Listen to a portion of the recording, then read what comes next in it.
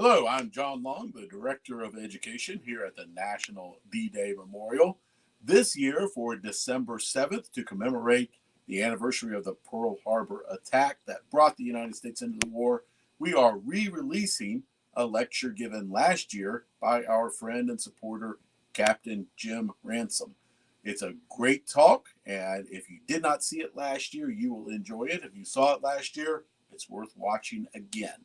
So this December 7th, remember Pearl Harbor by enjoying this lecture by Jim Ransom.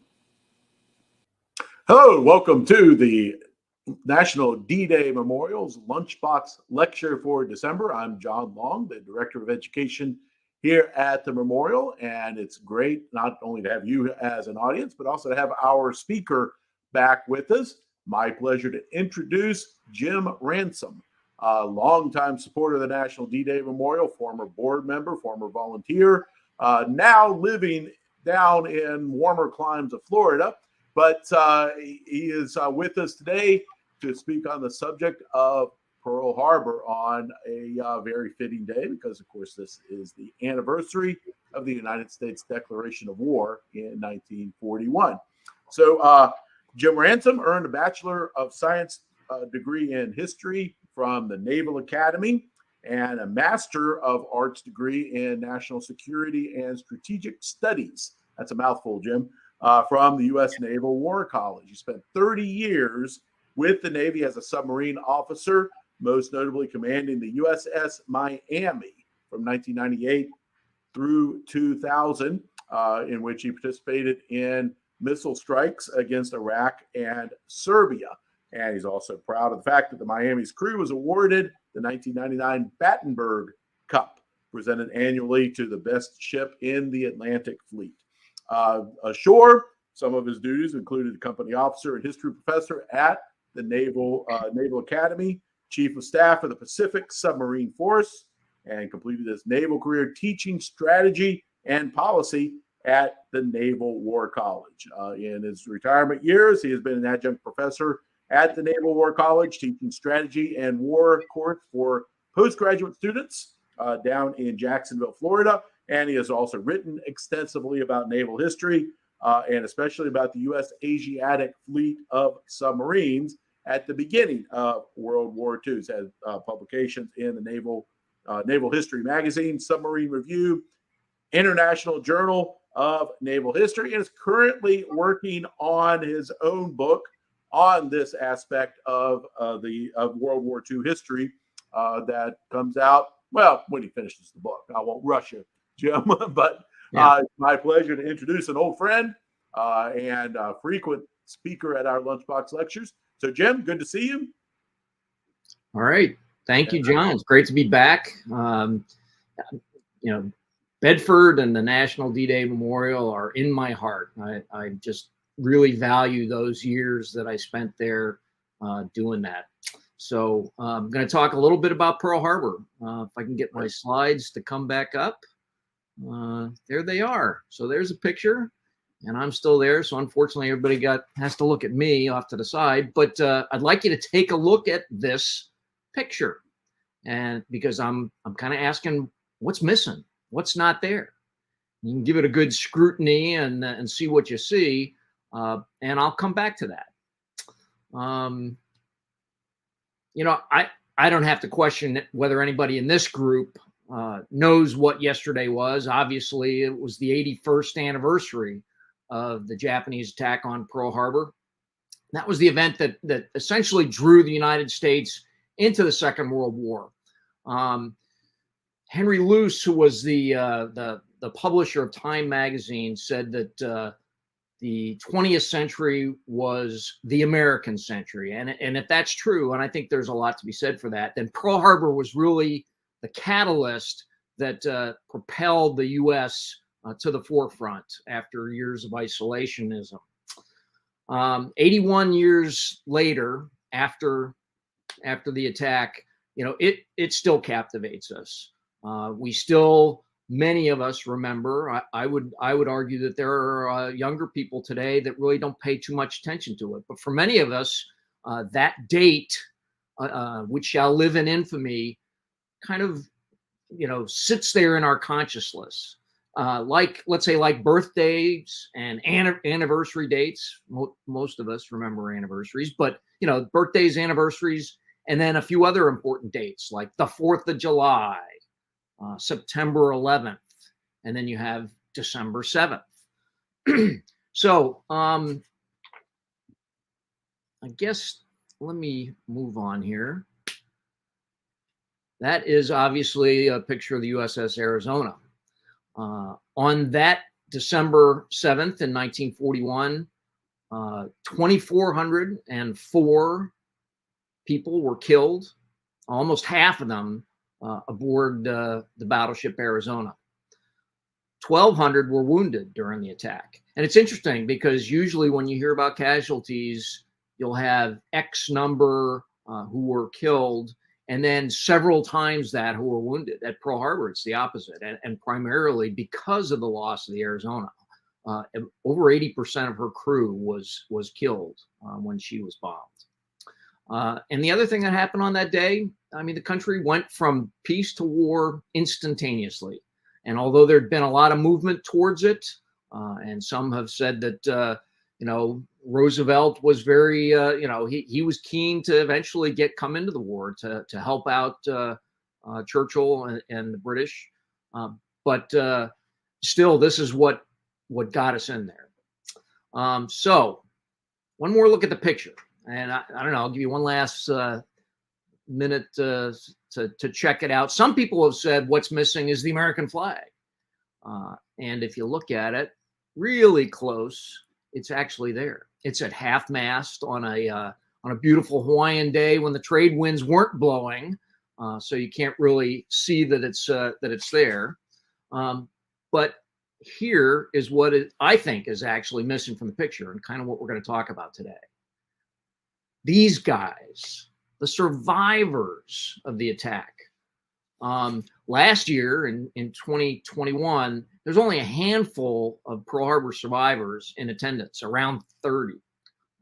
And I remember being kind of concerned that whether any would be there, because the year before in 2020, when we had the virus year with the C word that shall not be mentioned, there was no commemoration ceremony. There was a small one, but none of them came. So that was the first year ever that there was no survivors of Pearl Harbor at the commemoration ceremonies.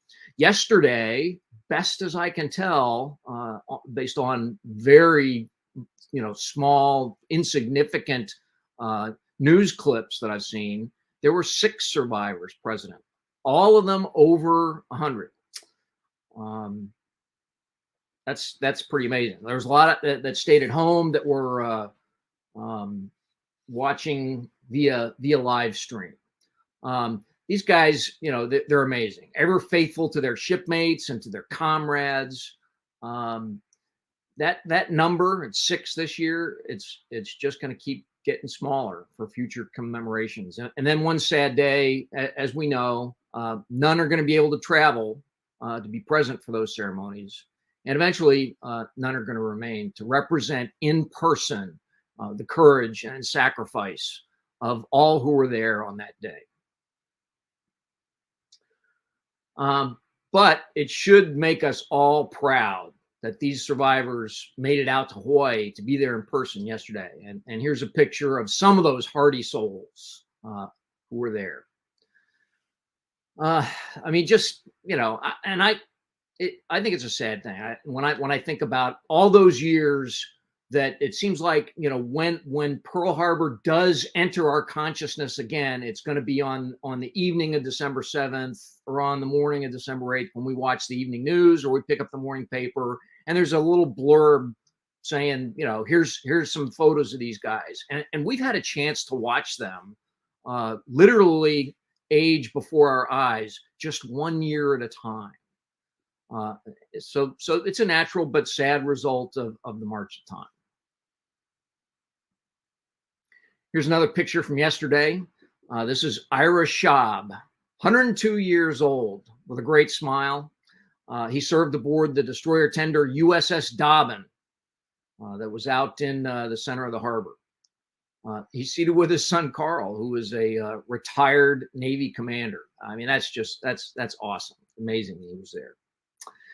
Okay, so I really do enjoy talking about Pearl Harbor. I've done it many times and I've approached it from many different angles. I think I've presented to the Lunchbox Lecture series before. I think I might have talked about, I don't know, seeing it from a different angle. I know I've talked before about what else happened on December 7th around the world besides just the attack on Pearl Harbor.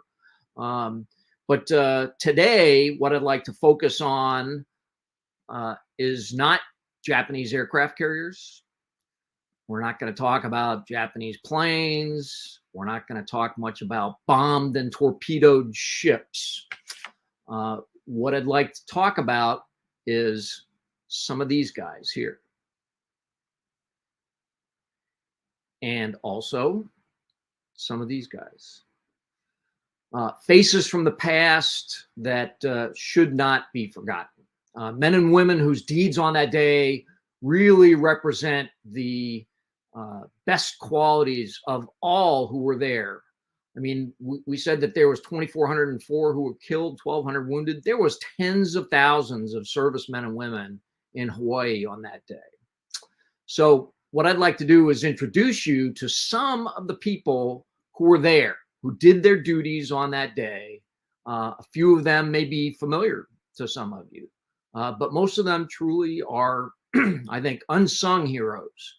What they did that day deserves to be remembered and honored.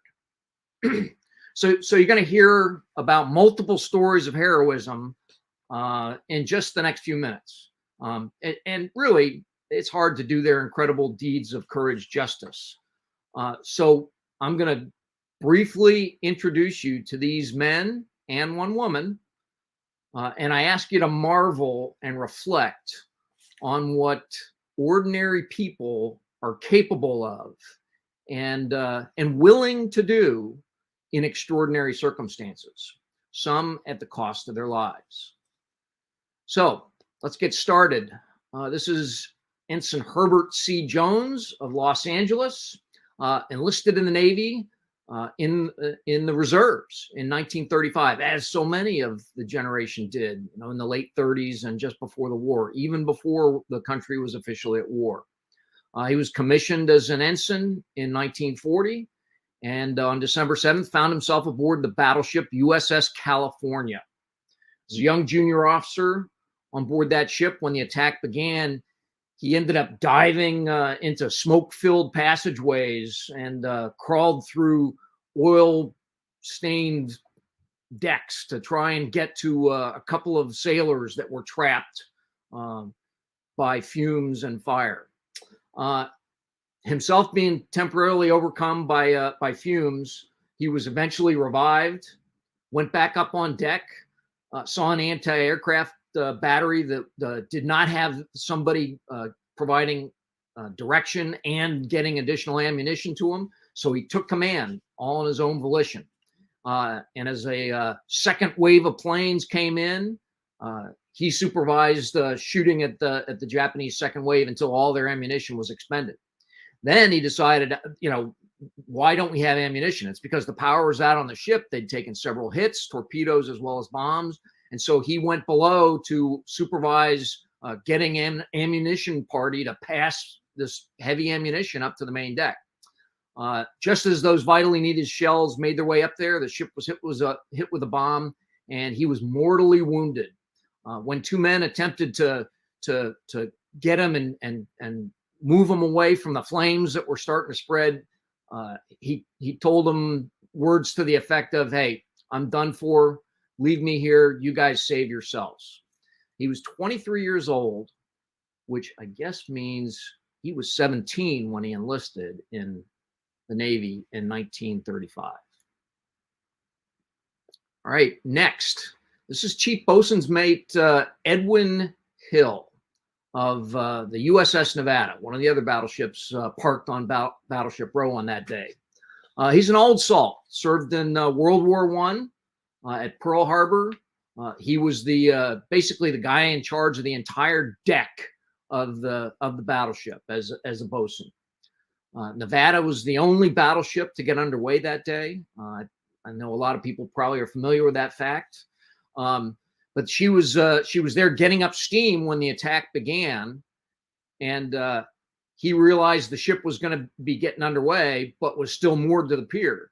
So he and a small party dove into the water from the deck of the battleship, swam over to the pier, and chopped and released the lines, the mooring lines that were holding the ship to the pier. So he did that while he's being strafed by Japanese aircraft. There's bombs exploding everywhere, smoke, fire. He's really in the middle of a hellstorm. That in and of itself is pretty amazing. But what he did next is, I think, even more amazing. He essentially dove back into the water, swam to his ship as it's starting to move away from the pier, got brought back on board, and continued with his duties as Nevada headed out the channel towards the mouth of Pearl Harbor. Now, as you can guess, and I know a few of you know, this attracted a battleship underway in the middle of Pearl Harbor, attracted a lot of Japanese attention, and they really focused on trying to sink the Nevada to bottle up the rest of the Pacific Fleet in the channel. And so those on board ended up beaching the Nevada at Hospital Point. And as they did so, Bosun Hill was again in action to try and drop anchors to get her out of the way. And as he was up on the forecastle doing his duties, many Japanese bombs rained down on him. He was blown overboard and killed instantly. So, I mean, his actions were seen by many, an inspiration to all. And as a result of them, he was posthumously awarded the Medal of Honor. One other note, which is of interest to the D-Day folks out there, the Nevada, the ship that he helped save, survived Pearl Harbor, was later raised, modernized, and less than 3 years later, sitting off the coast of Normandy, participating in shore bombardment on D-Day. And Nevada is the only ship in the U.S. Navy that was at Pearl Harbor and also at D-Day. All right, another old salt. This is Chief Radioman Thomas Reeves, also of the battleship California we talked about earlier.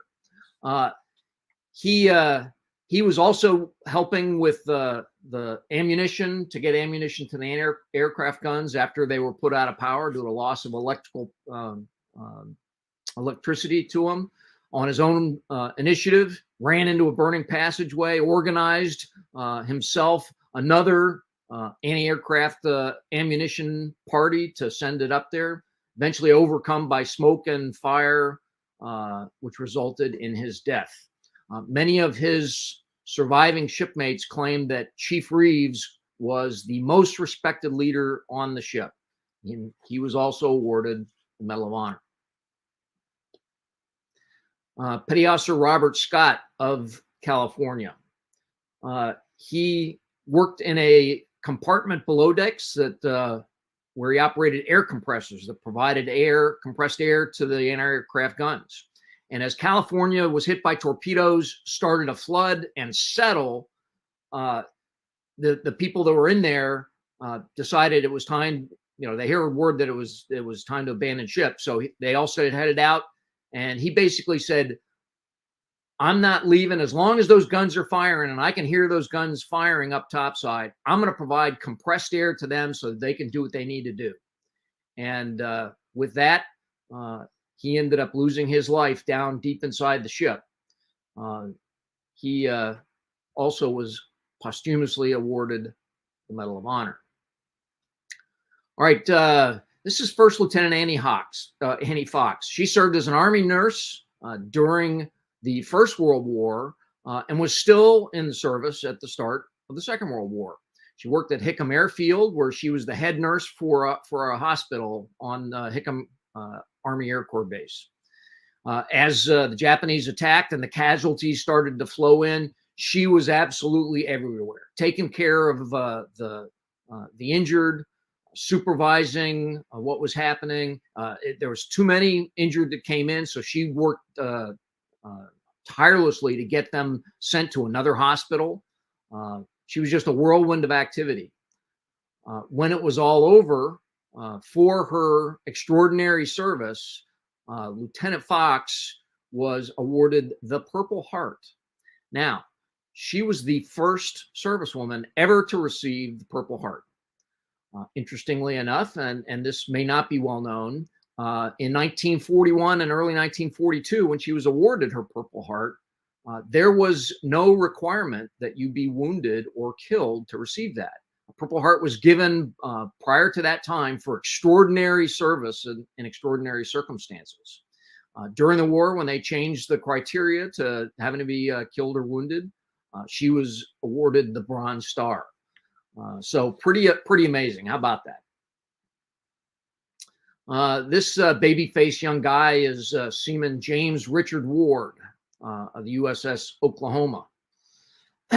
He was 19 years old when he enlisted in the Navy. Oklahoma was hit by multiple torpedoes soon after the battle began, and the ship began to list dangerously. It was soon apparent that Oklahoma was going to capsize. She was on her way towards rolling over. Seaman Ward worked in one of his battle station was in one of the main 14-inch gun turrets. And as the crew of 100 started to leave there, he stationed himself in a place where he could, with a flashlight, light the way so that everybody could find their way out as the ship continued to list dangerously. Most of those in the gun turret did get out. They knew it was him who was holding the flashlight. Seaman Ward did not escape, thereby sacrificing his life to save other members of the crew. Another posthumous award of the Medal of Honor. This is Doris Miller, known as Dory. He came from Waco, Texas. Was assigned as a mess attendant on board a cook, essentially on board the battleship West Virginia. He rushed to his battle station as soon as the shooting started. Finding it destroyed, the former amateur boxer sprinted out to the main deck where there was injured everywhere, and he started assisting with triaging them, helping the pharmacist mates, the corpsmen who were working on those injured. He personally attended to West Virginia's skipper. The captain had been mortally wounded and was in a location where he was probably going to be consumed by fire. And Seaman Miller assisted him prior to him dying.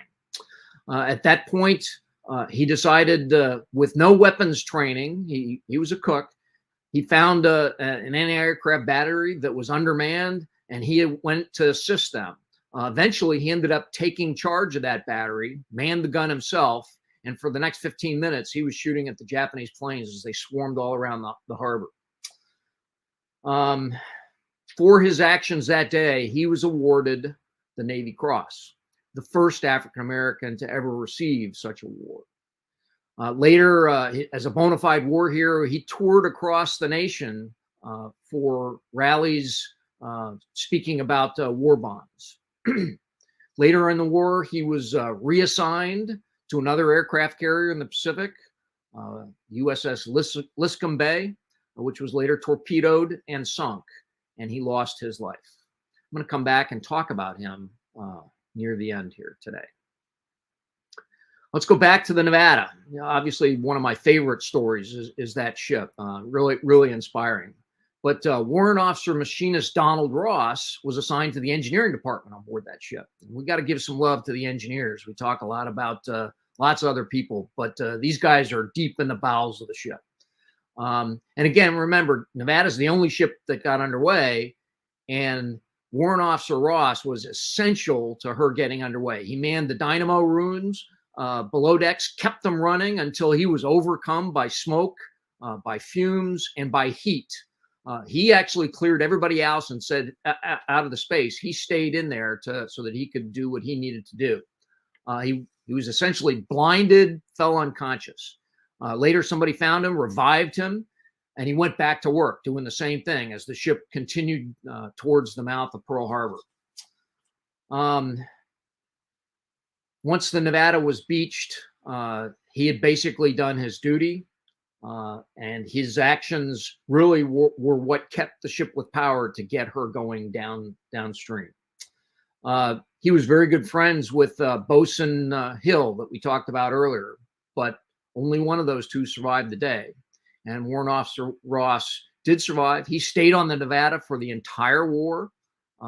He was commissioned as a commissioned officer, retired from the Navy as a captain, and he was actually a frequent speaker at Pearl Harbor commemorations. And this is a picture of him at the age of 80 at the 50th anniversary of the attack on Pearl Harbor, December 7th, 1991. We're going to actually mention him a little bit later too. Okay, so I know a lot of you have seen the movie Tora, Tora, Tora. Classic movie. But there's a scene in there where you see a couple of young pilots, they figure out that there's an attack on, they jump into a car, drive out to an outlying airfield, hop into a couple of P-40s and take off. That's actually a true story. Okay, that actually happened, and that's the story of Second Lieutenants Kenneth Taylor and George Welch. Both these guys they're youngsters. They had been out downtown Honolulu the night before playing poker, enjoying the good life in Hawaii, and made it back to the base. At 8 o'clock, they were awakened by the sounds of bombs and strafing, and they did just that. They jumped into Taylor's old Buick, made their way out to Haleiwa Airfield, got into two P-40s, and made their way up into the air. There they waged a lonely battle against overwhelming odds with Japanese Zero fighters. They actually managed to not get shot down, landed once, and both rearmed with additional ammunition, took off again against, again, overwhelming odds. They claimed to have shot down a couple of Japanese planes. For their valor on that day, they were awarded the Distinguished Service Cross. Next. This is Chief Water Tender Peter Tomich. He was another old salt, served in World War I in the U.S. Army. And after the war, he got smart. He joined the Navy. And at Pearl Harbor, he was assigned to the USS Utah, worked down in the boiler rooms. The Utah was an old elderly ship that had previously been a battleship and now was assigned as a target. Utah had the misfortune of being berthed where the aircraft carriers normally were berthed. And as we know, the aircraft carriers were out to sea that day, fortunately for them. So Utah attracted a lot of attention by the Japanese bombers, hit and eventually started to capsize. He was down working in the boiler room, kind of a boiler tender kind of guy, and he ordered everybody out as the ship started to roll over. He stayed there and said, "I've got to secure the boilers so they don't explode." And that resulted in the loss of his life.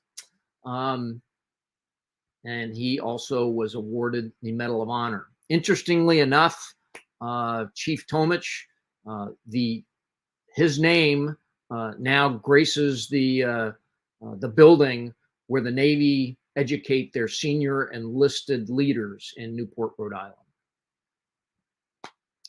And finally, Chief Aviation Ordnanceman John Finn. He worked for a PBY Catalina squadron. These are reconnaissance bombers. And so he worked for them on the other side of the island. He was home that day, lived about a mile away from the base, heard what was going on, jumped into his car, drove to Kaneohe Air Station, found out that most of his planes had been damaged and were set afire. He went into a plane, grabbed some machine guns and ammunition out of it, set up a mobile tripod out in the middle of the runway as the planes are still flying around and strafing the airfield, and began blasting away at the Japanese planes. He did so for hours until he was severely wounded. He was taken away, kind of came back to, went back out and did it again. For his amazing exploits that day, he was awarded the Medal of Honor. And I got to tell you, this guy, he's a pretty funny guy. Lived to be 100. In In 2009, he was interviewed, and he said this. He said, "I was just a good old Navy sailor who did his duty." And these are his exact words here. "That damned hero stuff is a bunch of crap, I guess. You got to understand that there's all kinds of heroes, but they never get a chance to be in a hero's position." So he's a pretty humble guy, and I think very representative of all those who were there on that day. So, wow, I mean, that's a lot of courage and dedication to duty in just a few minutes. But one interesting point I'd like to talk about, of the 9 individual Navy officers and sailors that we just talked about, 6 who died at Pearl Harbor had ships named after them that served during the war. And you can see them here. These are all destroyer escorts named after 6 of those guys that were awarded the Medal of Honor. Additionally, 2 ships that are still serving today, guided missile destroyers, are named after Donald Ross and John Finn.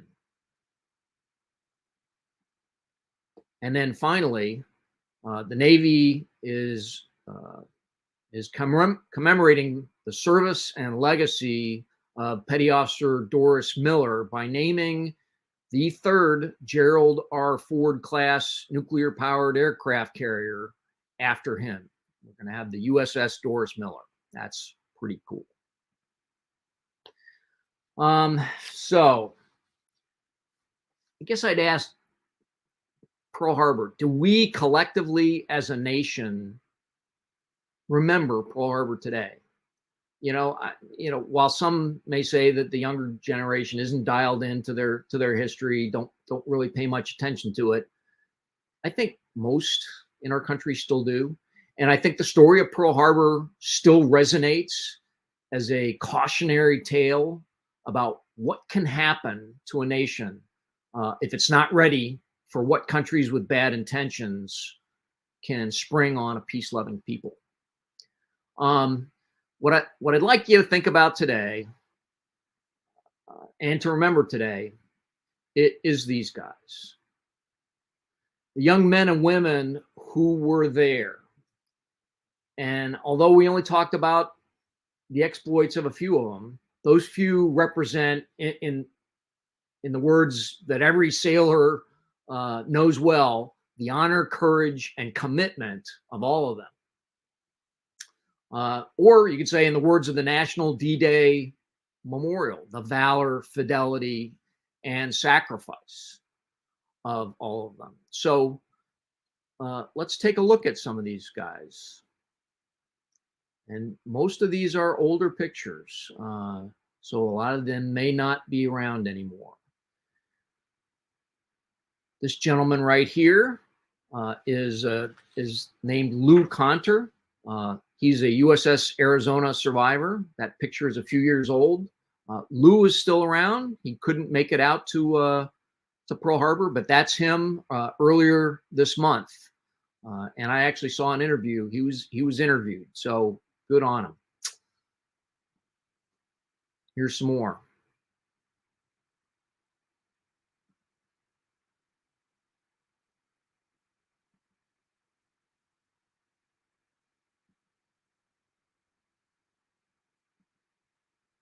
And I really like this picture. I look at this guy here, and I would love to have had a beer with him. He just looks like a fun guy.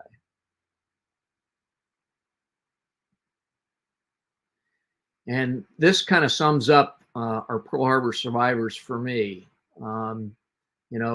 Whether they knew each other then or not, doesn't matter. They've been through something together. They share a common bond, and those are comrades, probably shipmates forever. God bless them. So it's the day after, right? It's December 8th.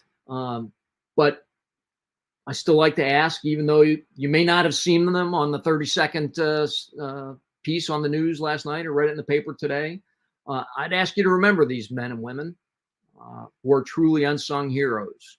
Remember them for the strong youths that they were then, and the proud aging veterans that they became.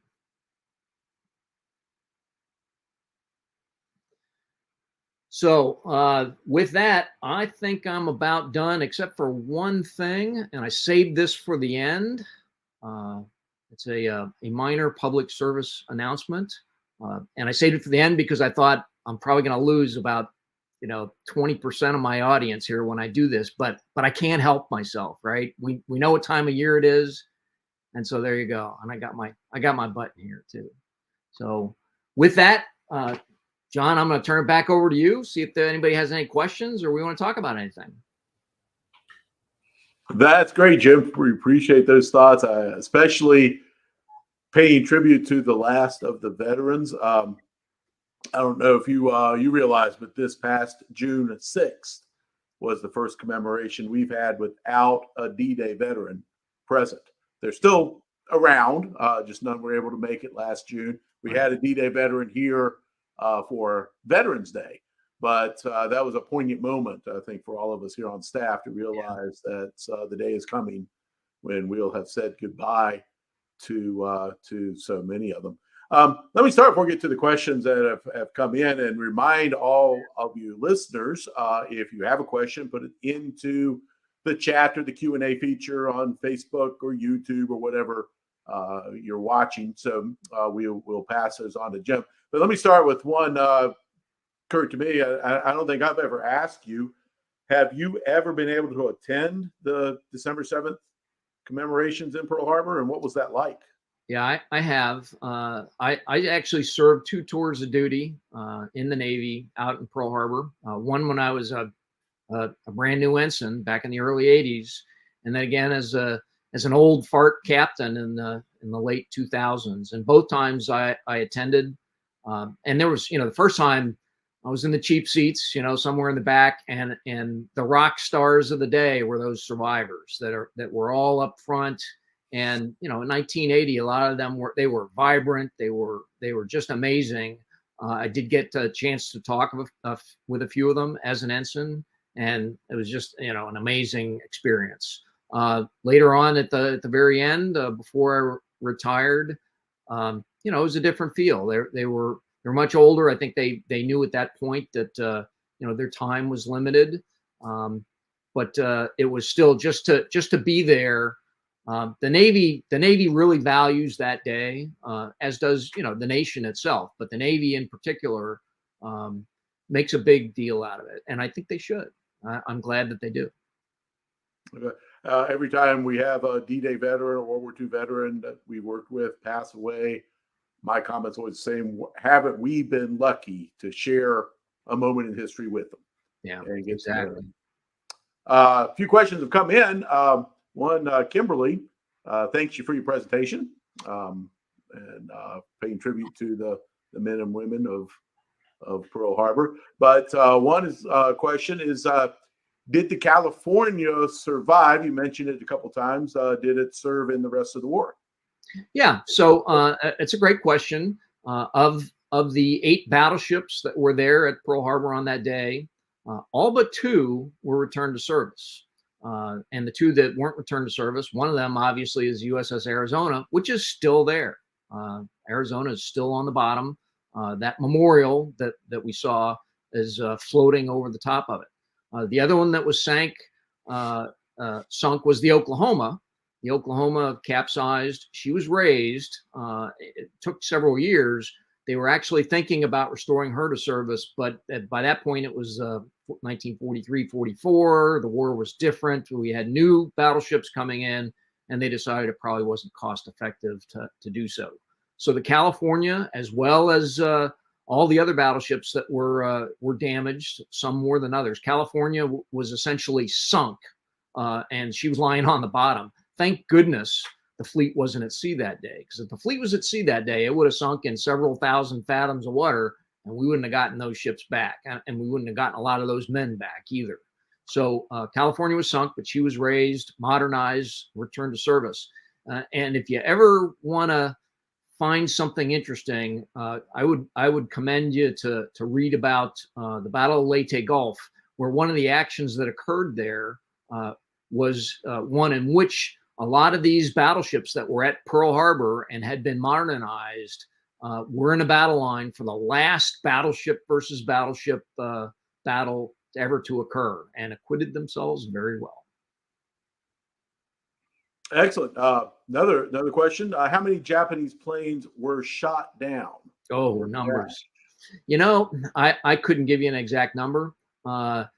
It's more than 10 and less than 30, you know, out of several hundred planes that were involved in it.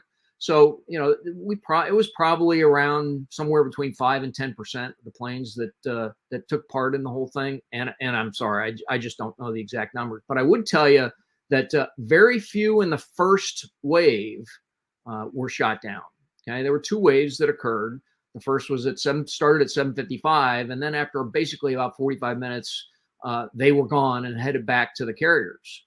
The second wave came in sometime closer to between 8:45 and 9, and at that point, guess who was ready for them? Right, the United States Navy at that point everybody was manned, and there was a wave of anti-aircraft fire that was going up. So most of the Japanese planes that were lost then. Not too many. I mean, we talked about the 2 aviators that got up. They claimed to have shot down some Japanese planes. Not sure if that actually happened. The Japanese did not believe that any of their planes were shot down by other planes. But yeah, things after the first wave, it was a lot harder, which is one of the reasons why Admiral Nagumo, who was in charge of the Pearl Harbor attack force, made the decision after the second wave came back to not launch a third wave, which he was criticized very heavily by a lot in the Imperial Japanese Navy for doing that. They thought should have sent more back in there, but he had taken losses. He found out the American aircraft carriers weren't there, and he was concerned with where they were and what they might do, how many there were. So he decided he'd done his duty and it was time to head back home. Weren't there also at least one Japanese midget submarine sunk? Yes. Oh, well, there was there was several Japanese submarines involved in this operation, and a couple of them carried midget submarines. So I believe the number was, I think it was 6. I think there were 6 Japanese midget submarines. I think 5 of them made their way, or it might have been 4, made their way into the harbor. And it's not known. You know, it's believed, and I've seen recent documentaries that where they say they think that these midget submarines actually got some torpedo shots off. Maybe some of the torpedo hits at the battleships on Battleship Row came from the midget submarines, but they haven't really come out and confirmed that for real. But it's assumed that could have happened. Several of them were sunk, a couple washed up ashore. One on the other side of the island, and there was a crewman who was actually captured, first Japanese to be captured. And then, interestingly enough, one was sunk before the attack started, and that was the sunk by the USS Ward, an old World War I destroyer that was on patrol duty outside, saw it trying to sneak its way into Pearl Harbor, and shot at it with its 4-inch gun, put one right through the conning tower, and that submarine has been found. I think maybe 10 years ago or so, they actually found it in a couple thousand fathoms of water outside the base. Excellent. Another question. Do you know how many American service people were at both Pearl Harbor and D-Day? Out of the crew of the Nevada, how many were still aboard? Yeah, I don't know. I don't think I could say exactly. I mean, we do know that Warrant Officer Ross was definitely one. In those days, it was much more likely that you would stay aboard a ship for a longer period of time than it is today. I mean, these days, 2, 3, 4 years, and they're looking to move you someplace else. Back then, and during the war, you might have a better chance of staying aboard. Now, because Nevada, though, was essentially sunk, she was lying on the bottom after she beached herself at Pearl Harbor. She had to be raised. She had to go back to the West Coast to shipyard to be repaired and modernized. I would think at that point, a lot of those sailors and officers that were on board probably got sent off to other ships, new ships that were being built. So I couldn't tell you exactly, but I'm sure there were probably some. I know we have in our collection a medal set from a soldier who was at both, but I didn't think to look up his name. I should have brought the medals up and show them off, but there were some Army personnel as well. Yeah, sure. I mean, you would have had guys there stationed. They would have either been at Hickam Airfield or at Schofield Army Barracks or Wheeler Airfield, something like that, and then off someplace else. Another question from a Mark H, and he asked, "What's the story on the USS Utah?" I assume after Pearl Harbor, but also says that he enjoyed serving with you. I believe it says aboard the Los Angeles, 81 to 85. I did serve on the Los Angeles. I was there from 82 to 85, and I would love to know Mark's last name. I have an initial. H. But shipmates at once, you're shipmates forever. That's kind of the way the Navy is. And even though we don't see each other, if I was sitting next to Mark right now, we'd probably be telling sea stories about, the good days and the bad days from back then. But he asked about the Utah. So Utah, at the time of the attack, was a target ship, capsized, and Utah, along with the Arizona, are the only two ships that remain in Pearl Harbor. So Arizona is still there, and the Utah is still there. And there is a small memorial, not like the Arizona memorial, but there's a small memorial to the Utah on Ford Island, near where the remains of the ship are. Excellent. Mark says last name is Hanson. Mark Hanson. And okay. Mark, if you email me, education@dday.org, I'll pass contact information on to Jim. Yeah, do that, shipmate.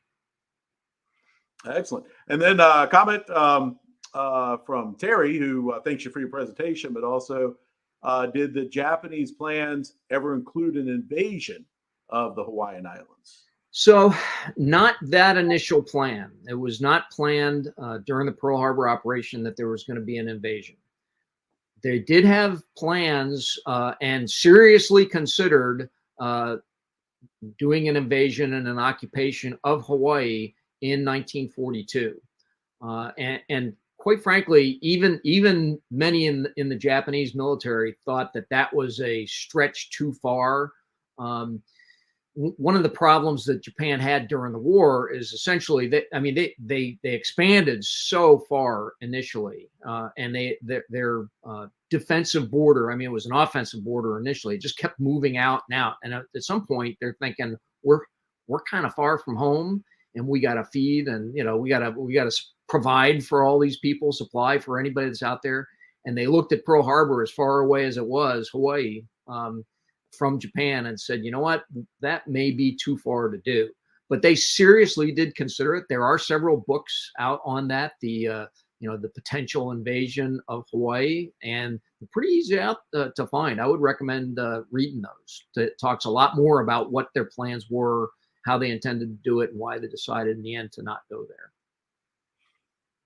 I know we have a different audience watching these Lunchbox lectures. They're World War II buffs by nature, but speaking to students very often, people don't grasp the size of that Pacific theater. I mean, we're talking about half the globe, and Hawaii and Japan are a lot farther apart than a lot of people realize. Yeah, I mean, the distances just dwarf any conflict that ever occurred any place. I mean, people talk about the Operation Barbarossa in Europe, and the Nazi German invasion of Russia, and all this expanse that land they're trying to capture, and how difficult it was.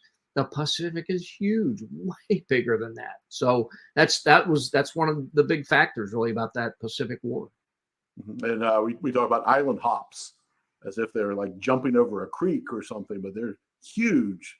Yeah, distances that are being hopped. They're hopping 500,000 miles, just like that. So, and yet I think one of the great lessons of Pearl Harbor is that we did not do what the Japanese hoped we would, which is roll over and play dead. At that point, we said, okay, we're going to go take back every one of those islands, and had it not been for Manhattan Project, would have invaded Japan itself. So one of the great lessons is how we responded.